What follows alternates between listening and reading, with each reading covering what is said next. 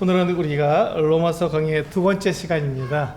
로마서 강의 두 번째 시간인데 제목은요. 우리 같이 한번 읽어볼까요? 제목 시작. 예수 그리스도의 것으로 부르심을 받은 자니라. 네.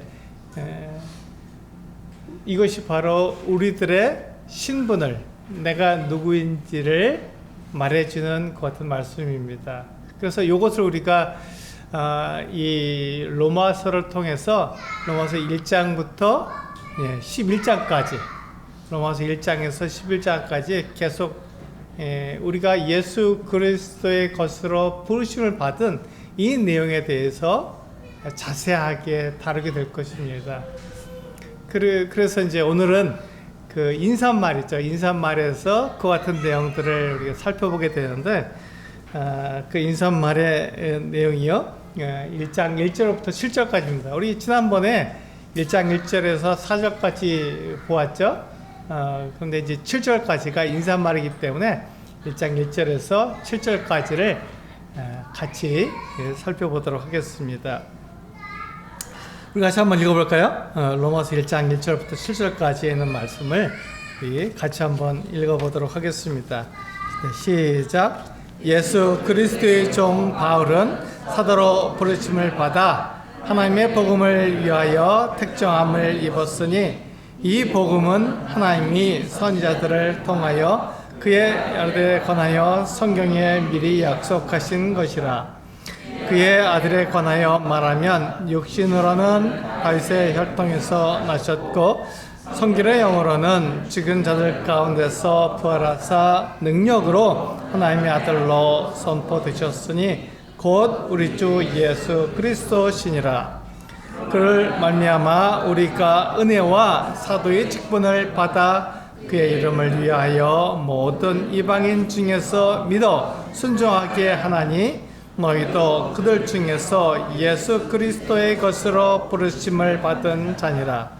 로마에서 하나님의 사랑하심을 받고 성도로 부르심을 받은 모든 자에게 하나님 우리 아버지와 주 예수 그리스도로부터 은혜와 평강이 있기를 원하노라.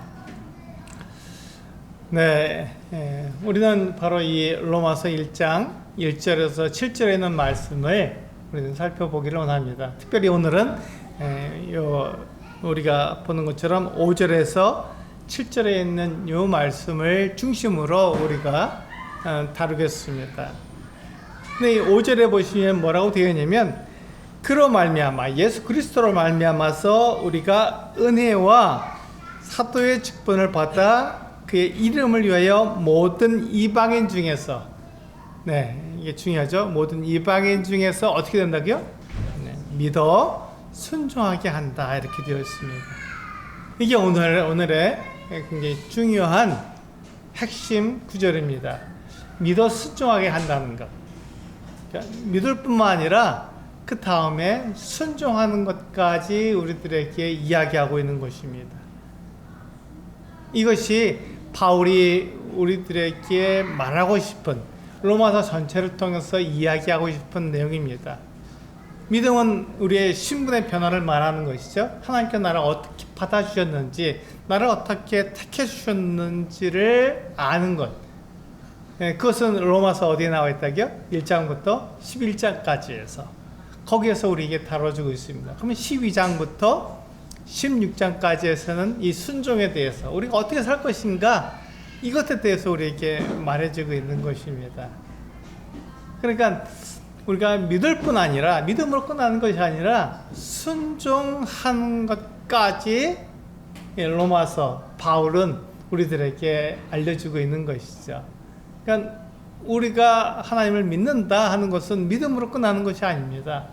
순종하는 것까지 가야 하는 것이죠. 그것을 지금 이 바울은 이 인사말에서 미리 이야기하고 있는 것입니다. 그래서 우리의 그 신분은요, 6절에서 말하고 있는 것처럼 너희도 그들 중에서 예수 그리스도의 것으로 부르심을 받았다 하는 것이 있습니다. 이것이 우리들의 신분의 변화입니다. 우리는 어떻게 살았나요? 우리가 예수 그리스도의 것으로 살지 않고 우리가 공중의 권세 잡은 자를 따라서 우리 진노의 자녀로서 그렇게 살았습니다. 우리 성경에 보시면요, 복음서에서 예수님이 오셔서 그 자들을 부르신 이 부름을 우리는 볼 수 있습니다. 똑같은 부르심이거든요. 그래서 이 부르심은요, 예수님은 사람을 택하셨습니다. 근데 제자로 삼을 사람들을 택하신 거예요. 그리고 그들에게 뭐라고 말씀하셨냐면 나를 따르라 하고 부르셨습니다. 그래서 그들이 제자가 된 것이죠.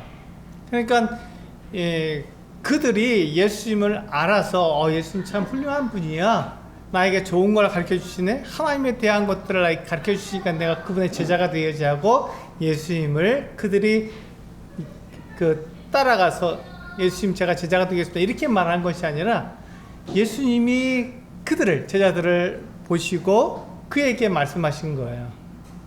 예수님이 택하신 것입니다. 예수님이 부르신 거예요. 나를 따르라고 부른 겁니다.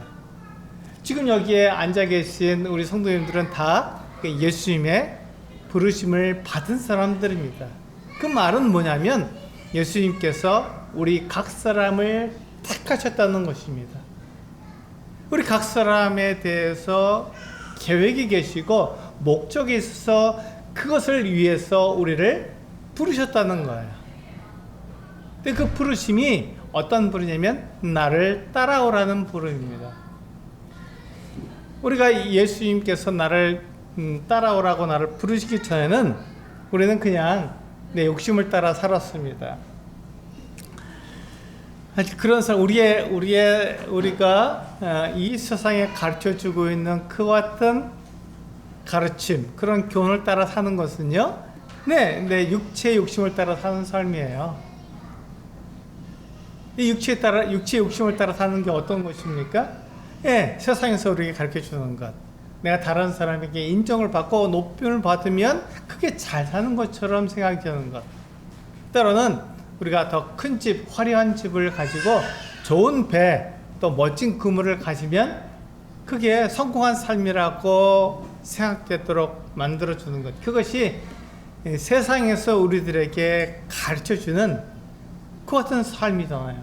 근데 사실 그런 삶은 육체의 욕심을 따라 지내는 것 같은 삶이었다는 것입니다. 우리 그것을 에베소서 2장에서 우리들에게 말씀해 주고 있거든요. 같이 한번 읽어볼까요? 에베소서 2장 2절과 3절 말씀을 같이 한번 읽어보겠습니다. 시작.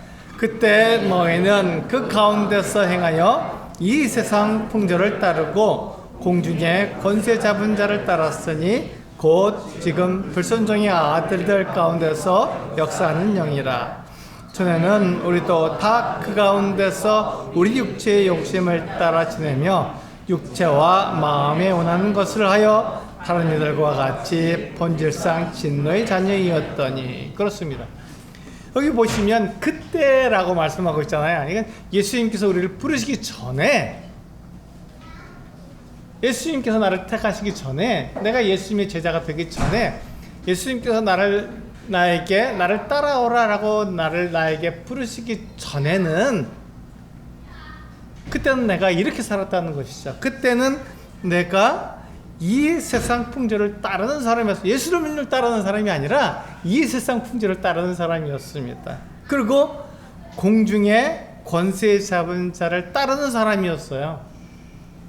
그래서 세상이 우리들에게 말해주는 것, 또 이 공중에 권세 잡은 자가 나에게 말해주는 것, 그것이 옳다고 생각하고 그것을 따라가는 사람들이었습니다. 예수 그리스도 하나님이 계시다는 걸 알지 못했던 거예요.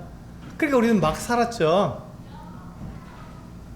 그러니까 세상에서 우리가 눈에 보이는 대로 그렇게 사는 것이 잘 사는 거라고 말해주니까 그렇게 사는 게 옳은 거라고 생각하고 그렇게 살았습니다. 근데 그것이 지금 여기서 보시면 3절에서 저는 우리도 다 그 가운데서 우리 육체의 욕심을 따라 지내며, 우리가 육체의 욕심을 따라 사는 삶이라고 분명하게 우리들에게 말씀해 주고 있는 거예요. 예수님을 따라가는 삶이 아니면 내 육체의 욕심을 따라가는 삶이라고 우리들에게 말씀해 주고 있는 것입니다. 그래서 육체와 마음에 원하는 것을 하여 단 이들과 같이 본질상 진노의 자녀의 삶을 살고 있었던 것이죠. 예수님은 그런 우리를 어떻게 했다고요? 그런 사람들에게 나를 따르라고 부르셨던 거예요. 나를 따르라고 부르신 거예요. 그를 택하시고 그를 부르셨다는 것입니다. 그래서 예수님께서 그와 같은 사람들을, 제자들만 택하신 것이 아니라 그들을 부르실 뿐만 아니라 우리도 동일하게 하나님 예수 그리스도께서 부르셨다는 것입니다. 왜 부르셨을까요? 그냥 우리가 예수님을 믿는 그런 삶을, 그러니까 예수님을 믿었으니까 이제 내 마음대로 살아도 돼, 이렇게 살게 하기 위해서 나를 부르셨을까요? 나를 택하셨을까요? 그렇지 않다는 것입니다. 예수님께서 나를 택하시고 나를 부르신 것은 나에 대한 어떤 계획이 있으시고 나에게 대한 어떤 목적이 있으시기 때문에 나를 어디에 쓰시려고 나를 부르신 거예요. 나를 따르라. 예수님의 그와 같은 가르침을 내가 듣고 예수님께서 나에게 어떻게 살라고, 그렇게 해서 내가 무엇을 하길 원하시는지를 알라고 그렇게 말씀해 주신 것이죠. 그게 나를 따르라라는 예수님의 부르심에 속해 있는 것입니다. 그래서 우리는 이 세상 풍조와 공중의 권세 잡은 자를 따르는 삶에서 주님을 따르는 삶으로 우리의 신분이 변화된 것을 말해주고 있습니다. 우리 신분이 바뀌었다는 거예요. 우리는 원래 하나님을 모르고 하나님 없이 사는 그 같은 사람들이었잖아요. 우리의 원래 모습을 한번 생각해 보세요. 예수님께서 나를 부르시기 전에, 내가 예수님을 믿기 전에, 예수님의 말씀에 순종하기 전에 나는 어떤 사람이었는가를 생각해 보면 이 말씀이 맞거든요. 그러니까 내가 어떤 사람이었는지를 생각하고, 그 다음에 내가 이와 같이 하나님의 자녀가 될 수 있는 것, 하나님의 사랑을 받을 수 있는 사람으로 내가 바뀐 것, 그 신분의 변화가 일어난 것은 바로 예수 그리스도 그분 때문이라는 것을 바울이 지금 그렇게 이야기해 주고 있는 것입니다. 이것이 주님께서 나를 따르라고 부르신 목적이에요. 내 신분을 변화시키는, 바꾸기 위해서 예수님은 나를 따르라. 너희가 공중의 권세 잡은 자를 따랐고, 너희 육체의 욕심을 따랐고, 너희 육체가 원하는 것, 마음이 원하는 것을 위해서 너희가 살았지만 이제 그와 같은 신분에서 바뀌어야 한다. 예수님께서 말씀하신 대로 내 삶을 드리는 그 같은 신분으로 바뀌어야 한다. 하나님의 사랑을 받은 하나님의 자녀로 나의 신분이 바뀌었다. 이렇게 말씀해 주시는 것이죠. 그것을 알라는 것입니다. 그것을 믿으라는 거예요. 그래서 하나님은 내가 진노의 자녀에서 나와서, 그 진노의 자녀에서 나와서 하나님의 자녀로 살아가기를 원하시는 거예요.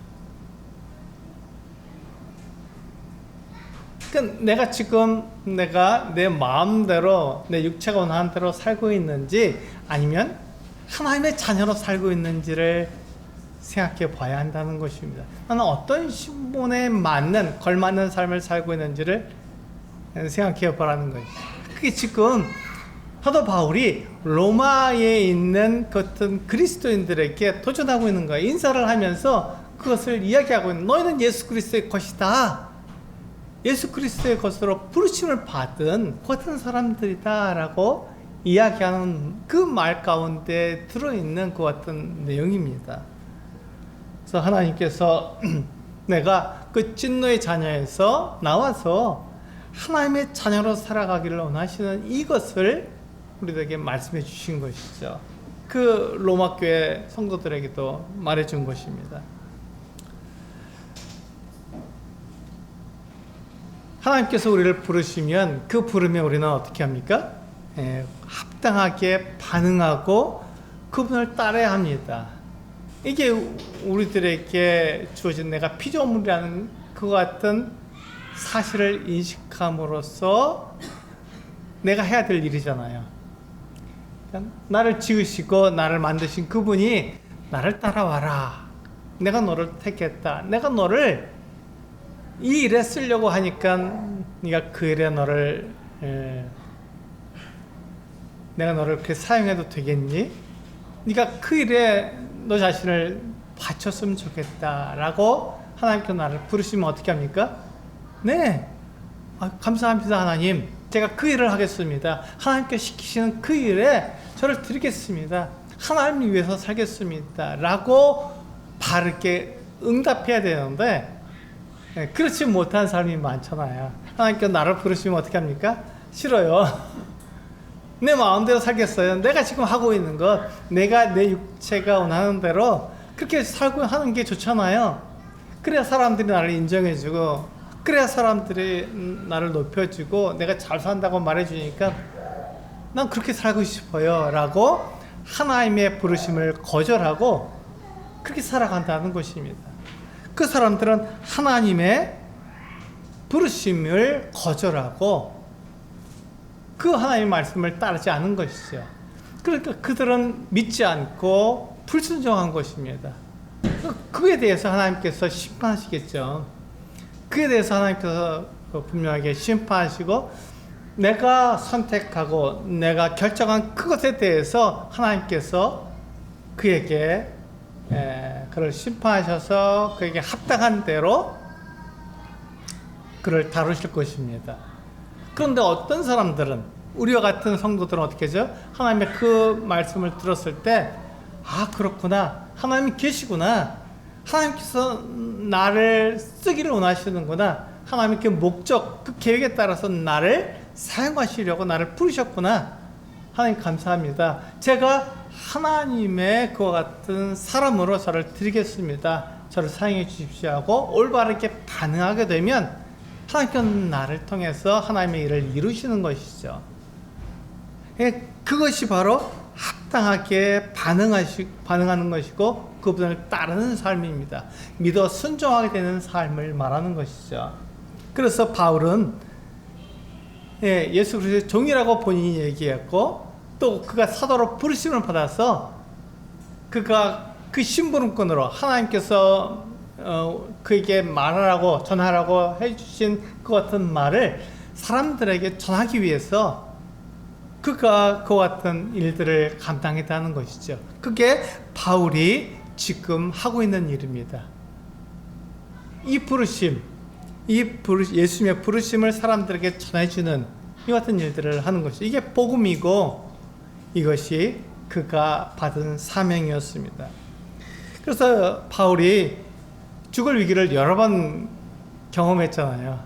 그 죽을 위기를 여러 번 겪으면서도 하나님께서 그에게 맡기신 이 복음을 전하는 일을 쉬지 않은 그 이유가 무엇입니까? 네, 하나님께서 바울에 대해서 계획을 가지시고 목적을 가지셔서 그를 이 이방인들에게 복음 전하는 그 일에 사용하신다는 것이죠. 바울은 그것을 알았습니다. 그러니까 어떻게 했죠? 하나님께서 자기를 그 일에 쓰시니까 자기가 죽는 한이 있더라도 자기의 목숨을 해치는 것 같은 일이 있더라도 하나님께서 자기에게 맡기신 그 일에 최선을 다한다는 것입니다. 그의 목숨은 누가 주관하시는 거예요? 하나님이 주관하시니까요. 오늘 우리가 그 묵상 구절을 보시지 않았습니까? 하나님께서 토기장이처럼 우리를 빚으시는데 우리를 귀하게 쓸 수도 있고 우리를 천하게 쓸 수도 있습니다. 하나님의 계획과 하나님의 목적에 따라서 우리를 그렇게 사용하시는 것이죠. 우리를 귀하게 쓰든지 우리를 천하게 쓰든지 하나님의 계획에 따라 쓰시는 거기 때문에 하나님 나를 써주시는, 나를 사용해 주시는 것 자체가 감사한 것이지 나를 어떻게 쓰는가는 하나님께 달려있는 것이기 때문에 하나님께 맡기는 것입니다. 그것을 오늘 이 바울은 우리들에게 이야기해 주고 있는 거예요. 우리는 이 세상의 그 같은 가치 기준으로 하나님을 판단할 수 없습니다. 내가 예수 그리스도의 종이라고요? 내가 예수 그리스도의 심부름꾼이라고요? 종이고 심부름꾼이 뭐 그렇게 대단하다고 이렇게 얘기할 수 있겠습니까? 근데 그것은 세상의 가치관입니다. 세상의 기준인 것이죠. 그것으로 하나님의 그 같은 기준을 내가 판단할 수는 없다는 것입니다. 그래서 바울은 어떻게 했냐면 자기를 예수 그리스도의 비교해 보았을 때, 그리스도의 종이 되는 것, 그리스도의 심부름꾼이 되는 것도 큰 영광이라는 것을 알게 되고 그것을 고백하게 된 것이죠. 예. 바울은 자기가 예수 그리스도의 종으로 사는 것, 그리스도의 노예가 되는 것, 그리스도의 심부름꾼이 되는 것이 얼마나 영광스러운 것인지 알았다는 것입니다. 그렇다면 내가 그것에 대해서 가치를 잘 생각하지 못하는 그 이유가 뭐냐면 세상의 가치관, 세상이 우리에게 알려주는 그 같은 가르침이 나에게 있기 때문에 하나님께서 나를 사용하시는 것, 그것에 대해서 큰 가치를 못 느끼는 것이죠. 그때 우리에게 필요한 것이 뭐냐면 내가 누구의 종이고 누구의 심부름꾼이냐를 생각해 봐야 한다는 것입니다. 내가 누구의 종이고 내가 누구의 심부름꾼이냐를 생각했을 때 그 가치가 달라진다는 것이죠. 우리가 한번 생각해 보면 좋겠습니다. 내가 대통령의 특사로 어떤 일을 내가 하게 된다면 어떻죠? 굉장히 영광스러운 일입니다. 너무 놀랍죠. 그래서 그것을 자랑할 것입니다. 우리가 그것을 잘 이해하기 위해서 옛날에 암행어사라고 하는 그 같은 사람들이 있었습니다. 암행어사는 어떤 일을 하는 거죠? 왕이 시킨 그 일을 왕을 대신해서 일을 하기 때문에 그 일이 굉장히 영광스러운 일이었지만 그것을 어떻게 해요? 암행, 아무도 모르게 왕과 그 사람만 알 수 있도록 숨기고 변장해서 그 일을 하는 것입니다. 근데 그 사람은 어떤 일을 하고 있는 거예요? 지금 왕의 일을 하고 있는 거예요. 그 사람이 비록 거지 행색을 하고 있거나 또 그냥 이렇게 하인의 것 같은 남루한 것 같은 차림을 하고 있다 그래도 그 사람은 그 같은 신분이 아니잖아요. 어떤 신분이에요? 왕의 일을 하고 있는 신분을 가지고 있어요. 그게 언제 드러납니까? 그 일을 다 이루었을 때 암행어사 출두라고 하는 암행어사가 나타나는, 내가 누구인지를 드러내는 그 같은 때가 되면 그가 어떠한 신분으로 살고 있는지, 그가 어떤 신분을 가지고 있는지를 다 드러내는 것이죠. 그래서 그는 왕의 그와 같은 심부름꾼이기 때문에 그 일에 대한 가치를 느끼고 있는 것입니다. 바로 그것처럼 내가 누구의 종이고 누구의 심부름꾼인지를 알게 되면 내가 하는 그 일에 대한 가치를 결정하게 된다는 것입니다.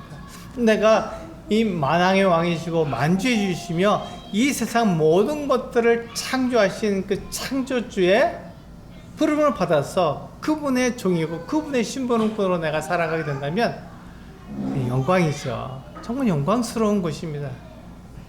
그것이 아무리 세상에서는 가치 없는 일이라고 말해도 그것은 놀라운 일이며 정말 영광스러운 일이라는 것입니다.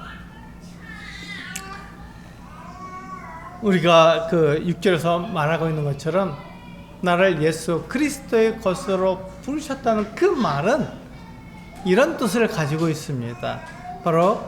내가 바로 예수 그리스도를 따르는 사람이고 예수 그리스도를 위해서 사는 사람이라는 그렇던 뜻을 가지고 있습니다. 예수 그리스도의 것이라는 것은 예수 그리스도께 속해 있는 사람이고, 예수 그리스도에게 속해 있다는 것은 그분을 따르고 그분을 위해서 사는 사람이라는 그 같은 의미를 가지고 있습니다. 지금 나는 누구에게 속해 있으며 누구를 따르고 있고 누구를 위해 살고 있는지를 생각해 보라는 것입니다. 내가 누구를 위해서 살고 있습니까?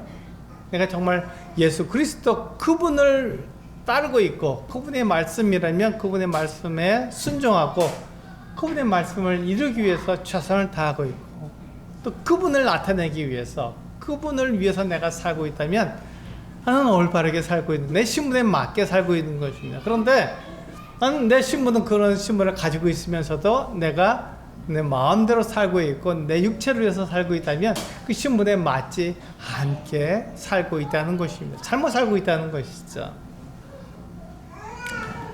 우리 디모데후서 2장 3절과 4절 말씀을 같이 한번 읽어보겠습니다. 바울이 디모데에게 이렇게 말을 했거든요. 같이 한번 읽어볼까요? 시작.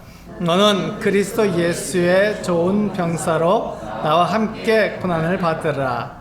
병사로 복무하는 자가 자기 생활에 얽매이는 자가 하나도 없나니 이는 병사로 모집한 자를 기쁘게 하려 함이라.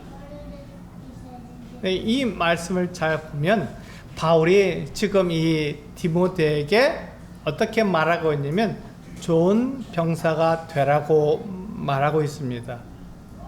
바울은 자기 아들과 같은 자기가 함께 동역하고 있는 지금 에베소에서 그 에베소 성도들을 돕고 있는 목회자로서 돕고 있는 이 디모데에게 이렇게 말하고 있는 거예요. 너는 그리스도의 좋은 병사가 되어야 한다.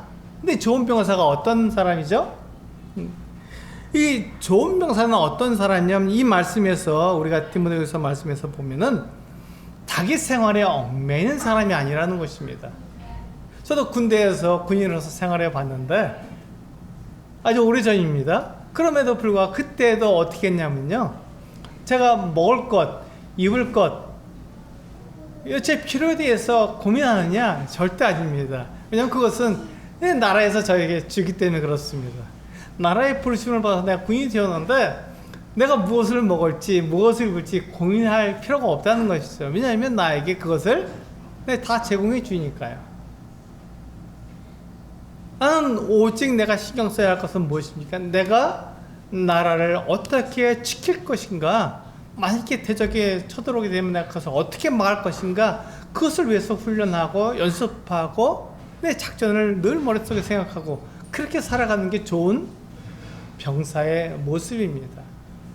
지금 이 바울이 디모데에게 너는 좋은 병사가 되라 이렇게 말하고 있는데 좋은 병사는요 자기 쓸 것에 대해서 자기 필요에 대해서 염려하지 않은 사람입니다. 그리고 자기를 모집한 그 사람을 위해서 그분을 위해서 자기가 최선을 다해서 살아가는 것, 나를 위해서가 아니라 나를 병사로 모집한 그분을 위해서 최선을 다해서 살아가는 게 좋은 병사의 모습이잖아요. 그것처럼 지금 바울은 이 디모데에게 좋은 병사가 되라 이렇게 말하고 있는 것입니다. 사실 사람들도 이렇게 자기가 이렇게 모집하면 그 사람을 위해서 모든 것을 다 제공해주고 그가 필요에 대해서 염려하지 않도록 만들어주는데 하물며 하나님께서는 어떻게 하시겠느냐 하는 것입니다. 하물며 하나님께서는 나를 아시고 나를 부르시고 나를 택하셔서 나에게 하나님의 그 목적을 위해서 하나님의 그 뜻을 위해서 살게 하셨다면 그렇다면 나를 책임지시지 않겠습니까? 네, 그것이 하나님께서 나를 부르신 목적입니다. 사람들도 그렇게 하는데 하나님께서 그렇게 하시지 않을 이유가 없는 것이죠. 그런데 사람들은 이렇게 말을 합니다. 내가 하나님께 기도했는데 하나님께서 내 기도에 응답하지 않으셔. 그 하나님이 계시다는 게 나는 그래서 나는 믿을 수가 없어. 하나님 내 기도를 들으신다는 걸 난 믿을 수가 없어. 마치 사람들이 말하는 것처럼 하나님은 숨어 계시고 자기를 감추시고 자기를 드러내지 않는 분이 아니야? 하나님 계시다는 건 나는 그것은 알지, 그것을 믿지. 그러나 내 기도에 응답하지 않으시기 때문에 내가 필요한 것을 공급해 주시지 않기 때문에 하나님은 숨어 계시는 분이고 마치 숨바꼭질하는 것처럼 내가 그걸 찾아야만 겨우 찾아낼 수 있는 그런 분이 아닌가 이렇게 생각이 되는 거야. 이렇게 말하는 분들이 있습니다. 그런데 성경은 우리들에게 그렇게 말씀하고 있지 않아요. 사람들이 하나님께 구해도 받지 못하는 것은요, 잘못 구하기 때문이라고 성경 야고보서는 우리들에게 말씀해 주고 있습니다. 우리 한번 야고보서 말씀을 같이 한번 읽어볼까요? 네, 같이 읽겠습니다. 시작. 너희는 욕심을 내어도 얻지 못하여 살인하며 시기하여도 능히 취하지 못함으로 다투고 싸운다. 너희가 얻지 못함은 구하지 아니하기 때문이요 구하여도 받지 못함은 정욕으로 쓰려고 잘못 구하기 때문이라. 야고보서 4장 2절과 3절은 우리들에게 이렇게 말씀해 주고 있는 것이죠. 우리가 구하지 않기 때문에 하나님께 받지 못하는 것이고, 근데 너희가 구했는데도 하나님께 받지 못하는 것은 잘못 구했기 때문이다 이렇게 말씀해 주고 있는 것입니다. 내 욕심을 따라서 내 욕심대로 쓰려고 그렇게 구하기 때문에 하나님께 너에게 주시지 않는 것이다 이렇게 말씀하고 있는 것입니다.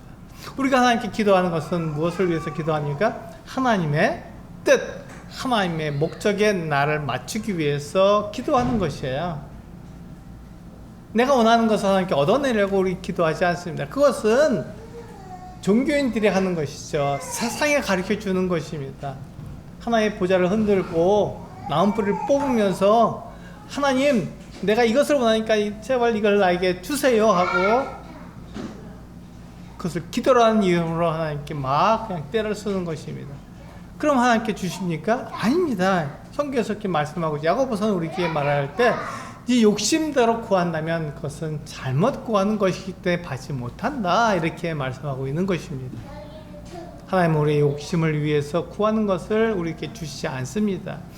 하나님의 뜻에 맞게 기도하는 것, 하나님의 목적에 맞게 내가 구하는 그것을 나에게 주시는 것이죠. 그것을 하도록 그 일을 능히 감당할 수 있도록 나에게 능력도 주시고 힘도 주시고 그것을 할 수 있는 것 같은 재능을 나에게 주셔서 그것을 감당할 수 있게 나에게 만들어 주시는 것이죠. 우리는 그것을 기도라고 말을 합니다. 하나님의 뜻을 따라서 나를 드리는 것, 내가 그 일을 감당할 수 있도록 하나님 나를 도와달라고 하나님께 구하는 것, 그때 하나님께서는 우리들에게 하나님의 그 같은 능력을 주시고 재능을 우리에게 주시는 것이죠. 은사가 바로 그런 것입니다.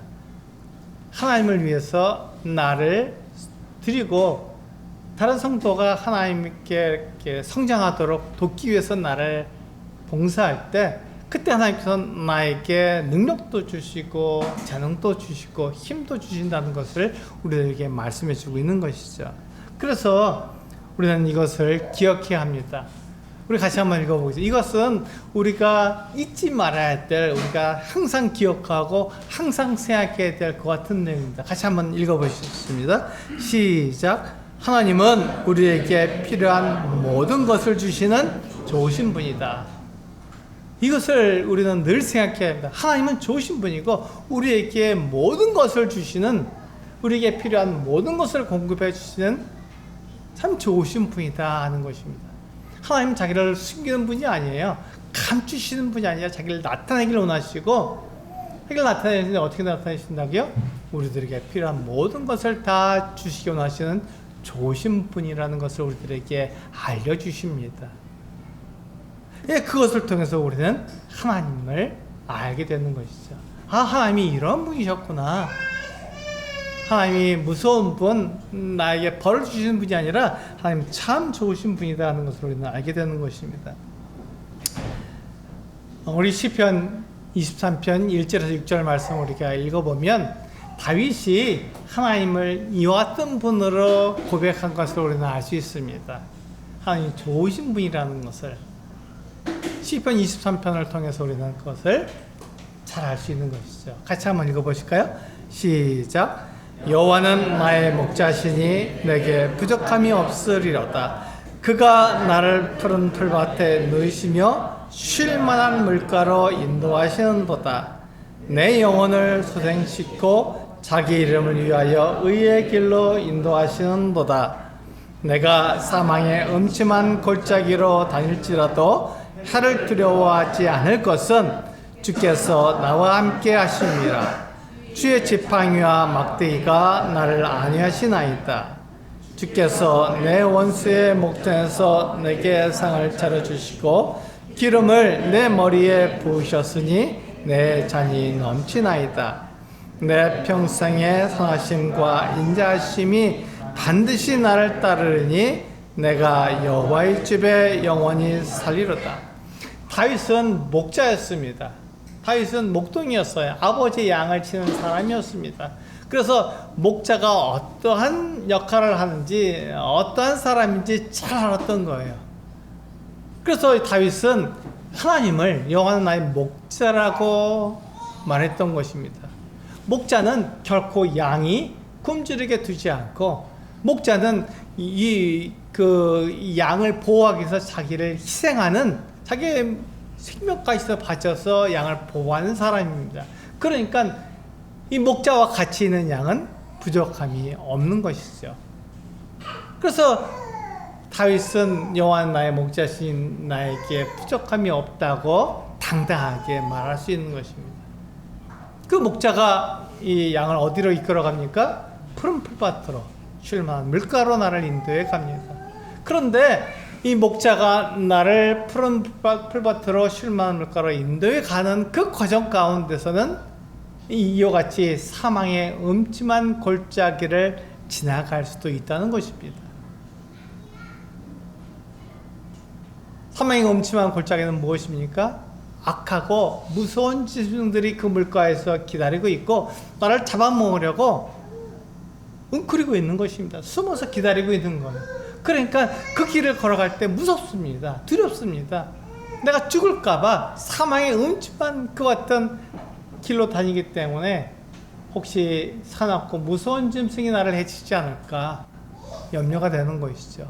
그런데 놀랍게도 내가 그것을 두려워하거나 내가 사망의 음침한 길을 간다고 해서 목자를 떠나서 도망가는 그 같은 일을 하지 않는다는 것입니다. 왜 그럴 수 있죠?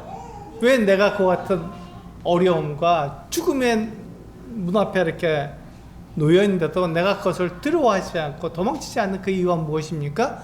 주께서 나와 함께 하시기 때문이라고 다윗은 고백하고 있습니다. 다윗은 목자가 어떻게 하는지 알았던 거예요. 다윗은 목자가 자기 생명을 내놓으면서까지도 그 악한 짐승이 달려들면, 사자가 달려들고 곰이 달려들면 그것을 물리치고 양을 보호한다는 것을 다윗은 잘 알고 있었습니다. 그래서 그것을 두려워하지 않는 거예요. 목자와 함께 있었는데 무엇을 두려워하겠느냐? 목자가 나보다 크고 목자가 자기 생명을 다하기까지 그 악한 짐승이 나를 보호해 주는데 내가 무엇을 두려워하느냐? 이렇게 다윗은 고백한 것입니다. 다윗이 사망의 음침한 골짜기를 지나가도 문제가 되지 않는다고 말하는 것은 주께서 그와 함께 하시기 때문이라고 말한 것입니다. 그래서 우리가 여기서 알 수 있는 것은 나를 따르는 부르심은 나를 책임지신다는 약속이라는 것입니다.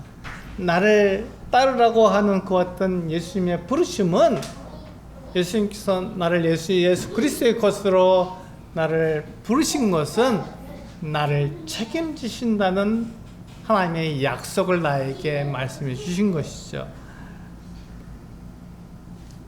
그렇다면 나는 이제 어떻게 살아야 합니까? 내 신분이 그렇게 바뀌었는데 내가 하나님의 진노의 대상이었다가 하나님의 사랑의 자녀로 내 신분이 바뀌었는데, 예수 그리스도 때문에 그렇게 내 신분이 바뀌었는데, 그렇다면 이제 나는 어떻게 해야 하느냐, 이것을 이야기하고 있는 것입니다. 그게 제가 말씀드린 5절에서 믿어 순종하게 한다는 말에 들어있는 의미입니다. 내가 할 일은 무엇이죠? 내가 할 일은요, 예수 그리스도를 의지하고 그분을 따르는 것이며, 그 그분이 말씀하시는 것에 어떻게 한다고요? 순종하는 것입니다. 그 말씀하시는 것에 순종하는 것이 우리가 해야 될 일입니다. 그것을 위해서 예수님께서 나를 부르셨으니까요. 내가 순종하게 하기 위해서 나를 부르셨으니까. 내가 예수 그리스도의 말씀에 순종하게 되면 어떻게 됩니까? 예수 그리스도의 뜻이 세상 가운데 드러나게 되며 예수 그리스도가 누구신지 세상 사람들이 알게 된다는 것입니다. 무엇을 통해서요? 나의 순종을 통해서. 그러니까 내가 순종하는 것은 예수 그리스도가 어떤 분인지 믿을 때 순종하게 되는 것입니다. 예수 그리스도가 좋은 분이라는 것을 내가 알게 될 때, 예수님은 나를 위해서 그와 같은 일을 하시는 분이구나. 내 신분을 바꿔주실 뿐만 아니라 나를 위해서 자기의 목숨을 버리기까지 하시는 참 좋으신 분이구나 하는 것을 알게 될 때, 그분을 믿게 되며 내가 그분을 신뢰하고 그분을 의지하게 될 때 결코 내가 망하지 않게 된다는 분명한 확신 가운데서 그분의 말씀을 따르게 되는 것입니다. 내가 볼 때는 그분의 말씀을 따르는 것이 사망의 음침한 골짜기를 지나갈 수도 있어요. 예수님을 따라가다 보면 내가 죽을지도 모르는 악한 짐승이 나를 해칠지도 모르는 그와 같은 위험한 상황에 내가 놓일 수도 있겠지만 그것을 두려워하지 않는다는 것입니다. 예수님께서 나와 함께 하시기 때문에 그것을 두려워하지 않는다는 것이죠. 하나님께서는요, 내가 어떤 사람인지 잘 아십니다. 다시 한번 신분을 얘기하고 있죠. 내가 어떤 사람입니까? 내가 욕심쟁이이고 자기중심적이며 내 마음대로 살고 싶어하는 그런 사람이라는 것을 하나님께서 아십니다. 그걸 모르시고 부르신 게 아니에요. 우리 사람은 그걸 잘 몰라요. 어떤 사람하고 이렇게 이야기할 때 그 사람의 말만 듣고 그 사람의 겉모습만 보고 그 사람을 우리는 덜컥 믿어버립니다. 그런데 그 사람이 나중에 어떤 사람인지 알게 됐어, 그죠? 내가 속았네. 내가 그걸 잘못했네. 내가 잘못 결정했네. 이렇게 우리는 이야기가 되잖아요. 그게 우리 사람의 모습이에요. 사람의 부족함, 사람의 연약함, 사람의 한계입니다. 그런데 하나님은 그렇지 않다는 것입니다. 하나님은 모든 걸 아시는 분이잖아요. 그래서 내가 어떠한 사람인지 아시고 나를 부르셨다는 것입니다. 내가 욕심쟁이란 걸 하나님께서 아시는 거예요. 내가 나밖에 모르는 그 같은 자기중심적이라는 사람이라는 것을 하나님께서 아신다는 거예요. 그렇지만 그럼에도 불구하고 나를 부르셔서 어떻게 하죠? 하나님의 일을 위해서 나를 쓰시겠다 이렇게 말씀하시는 거예요. 그러니까 내가 욕심을 부리고 자기중심적인 사람이지만 그러나 하나님께서 나를 택하시고 나를 부르셔서 나로 하여금 하나님의 일을 하게 하셨다면 나는 하나님께서 나를 그렇게 아셔서 나를 부르셨으니까 하나님은 실수하지 않으시는구나, 하나님은 완전하시구나 하는 것을 알고 그분을 따라갈 수 있다는 것이죠. 그래서 우리는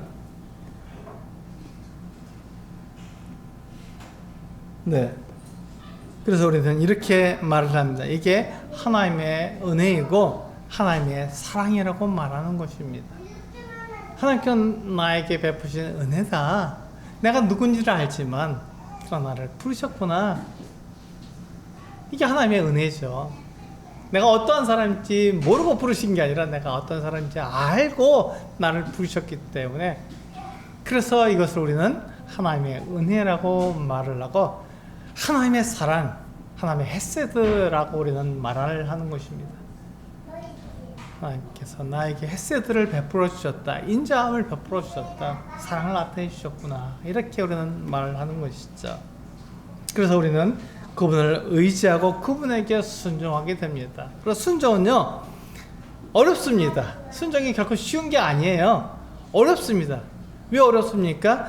지금까지 내가 살아오던 방식, 내 욕심대로 내 중심적으로 살았던 그 방식을 버리고 예수 그리스도께서 나에게 말씀하시는 그 방식을 따라 살게 되기 때문에 이 방식을 바꾸는 것이기 때문에 순종은 어렵습니다. 결코 쉬운 일이 아니에요. 내가 내 신분에 맞게끔 하나님께서 내 신분을 바꿔주신 것은 하나님께서 하신 것이잖아요. 근데 내가 하나님께서 바꿔주신 그 신분에 맞게 살아가는 것은 내가 하는 일이기 때문에 이게 쉬운 일이 아닙니다. 그래서 우리는 예수 그리스도를 바라봐야 하고 예수님께서 어떻게 나에게 행하셨는지를 내가 알아야 되는 것입니다. 그것이 믿음이잖아요. 그럼 믿음에 대한 반응으로 우리는 순종하게 되는 것입니다. 예수님이 어떠한 삶을 살았는지 하나님이 참 좋으신 분이라는 걸 제가 기억하라 그랬는데 하나님이 좋으신 분이기 때문에 그분에게 내가 순종할 수 있는, 그분을 믿음으로 내가 순종할 수 있는 그 같은 삶이 된다는 것이죠.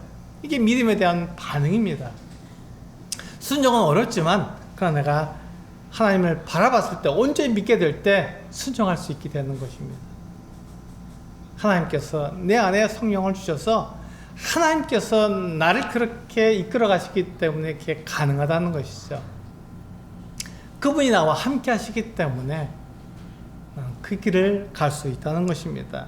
우리 사도행전 2장 41절에서 42절 말씀을 보면 우리가 그래서 무엇을 해야 되는지 어떻게 살아야 되는지를 우리에게 말씀해 주고 있습니다. 같이 한번 읽어보실까요? 시작.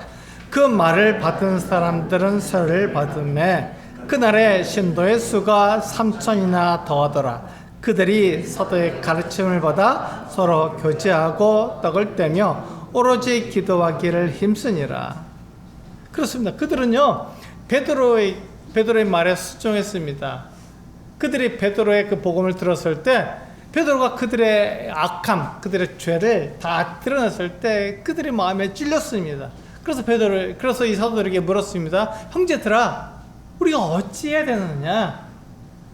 내가 그렇게 악하고 내가 그렇게 잘못된 행동을 했는데 그럼 나는 어떻게 해야 되느냐 하고 물었어요. 우리가 지금 똑같은 말을 하고 있지 않습니까? 어떻게 살아야 합니까? 라고 물었던 거예요. 그때 베드로가 그들에게 이렇게 말을 했습니다. 너희가 회개하고 하나님께 자백하고 그리고 너희가 세례를 받으라. 회개하고 세례를 받으라고 이야기해 준 거예요. 그 말을 듣고는 이 사람들이 그대로 했습니다. 자기들의 죄를 자백하고 하나님께 돌아오고 그리고 세례를 받았어요. 그 세례 받은 사람들의 수가 얼마 됐다고요? 3,000이나 되었다고요.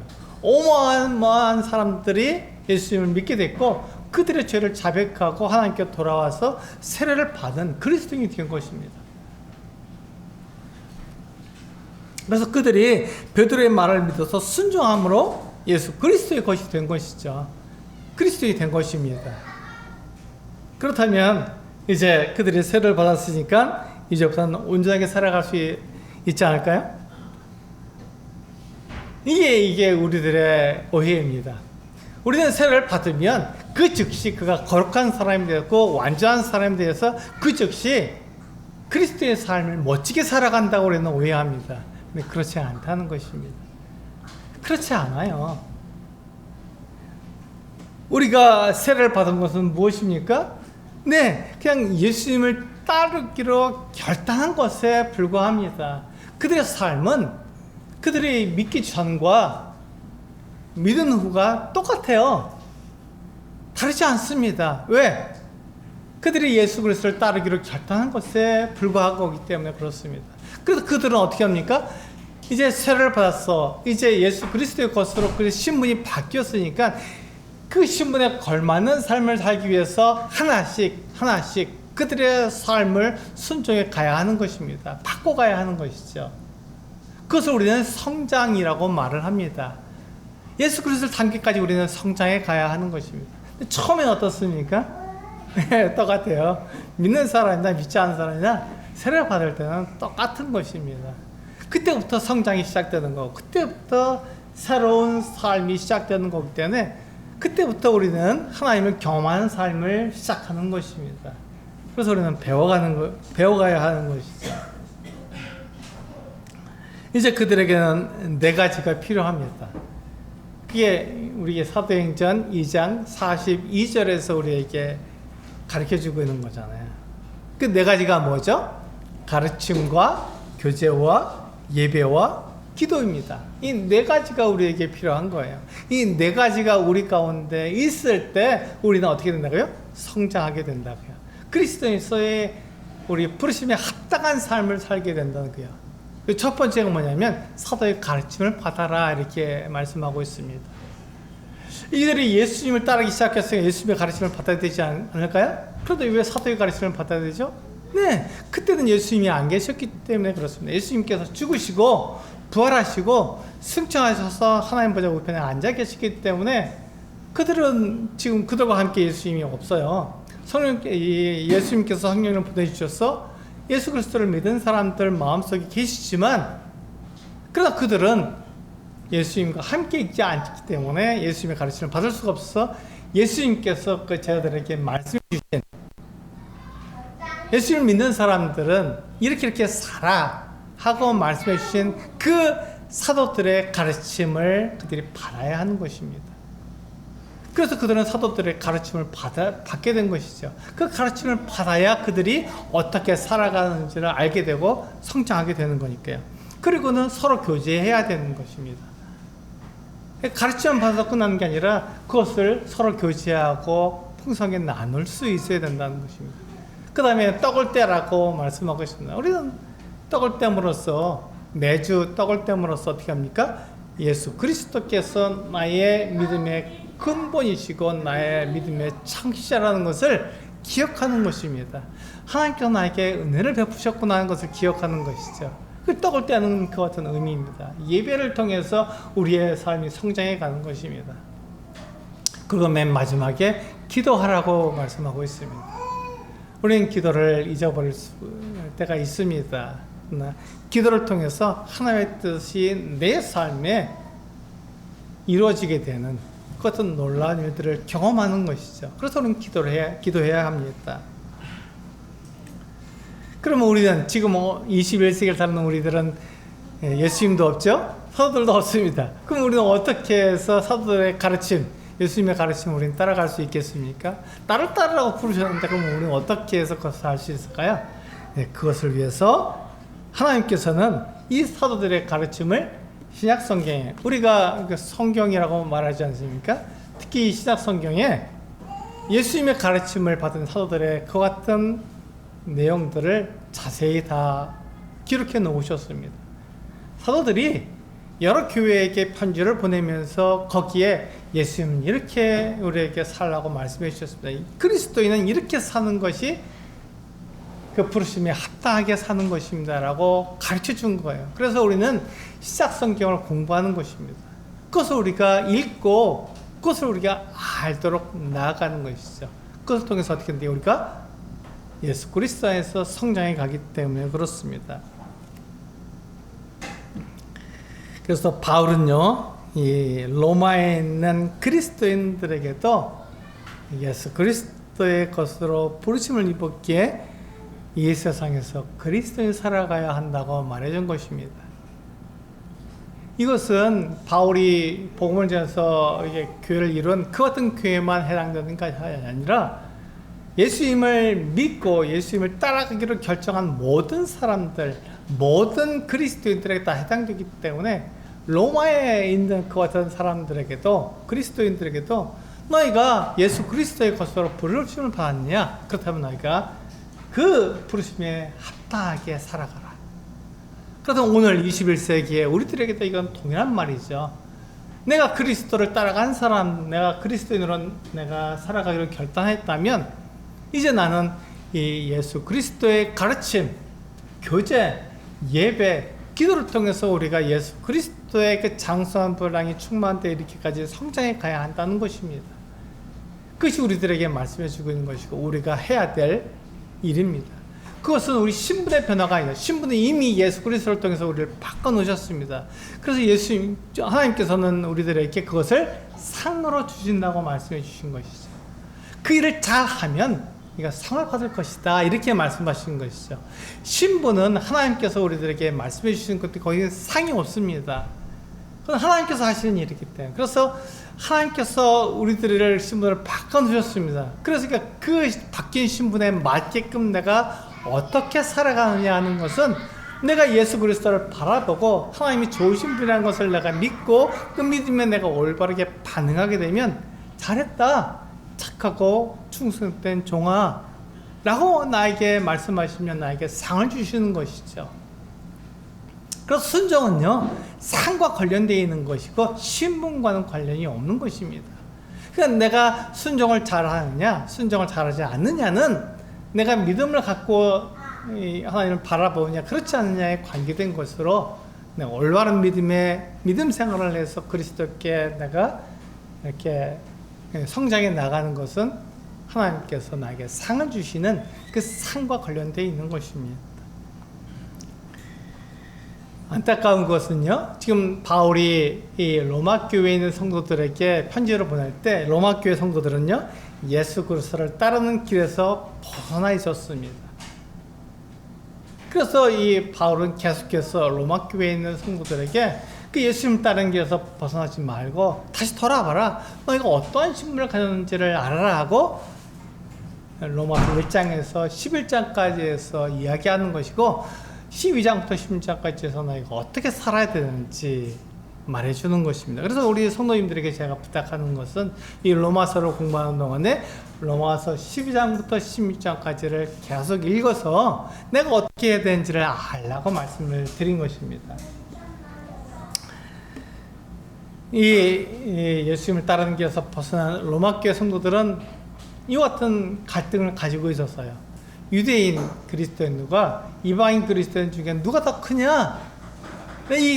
이것은 어떤 가치관이죠? 세상이 주는 가치관이잖아. 예수 그리스도 안에서 우리가 합당한 가치관이 아니고 세상이 우리들에게 말해주는 가치관이고 세상에서 우리를 보는 가치관이기 때문에 이것은 잘못된 것이에요. 이것은 옳지 않습니다. 이건 진리가 아니잖아요. 눈에 보이는 것이고 보이지 않는 것을 위해서 하는 우리들의 싸움과는 관계가 없는 것입니다. 그래서 이것이 갈등이고 잘못된 것이다. 우리가 예수 그리스도를 믿는 그리스도의 삶으로 돌아와라 하고 바울은 이야기해 주고 있는 것입니다. 그래서 바울은 로마교회 성도들에게 그들의 신분이 바뀐 것은 그들의 능력과 지혜를 따라서 이루어진 것이 아니라 하나님의 은혜의 결과라는 것을 말해준 것입니다.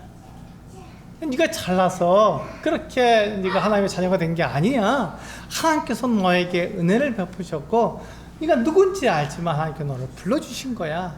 너를 쓰시겠다고.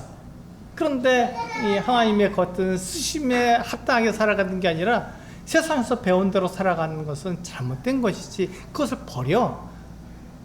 그렇게 살아가지 말고 하나님께서 너를 부르신 그 부름에 합당하게 살아가렴. 이렇게 바울은 이 로마교회 성도들에게 이야기해 주고 있는 것입니다.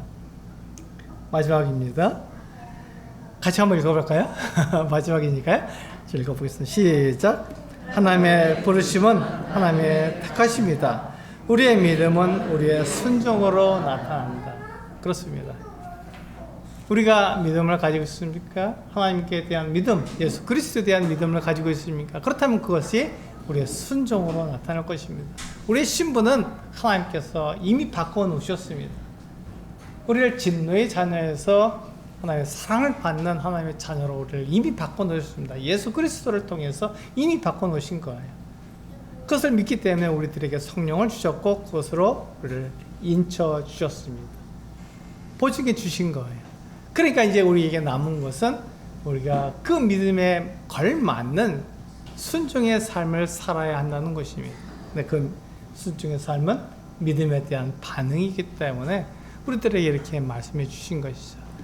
내가 하나님이 좋은 분이라는 것을 믿고 있느냐?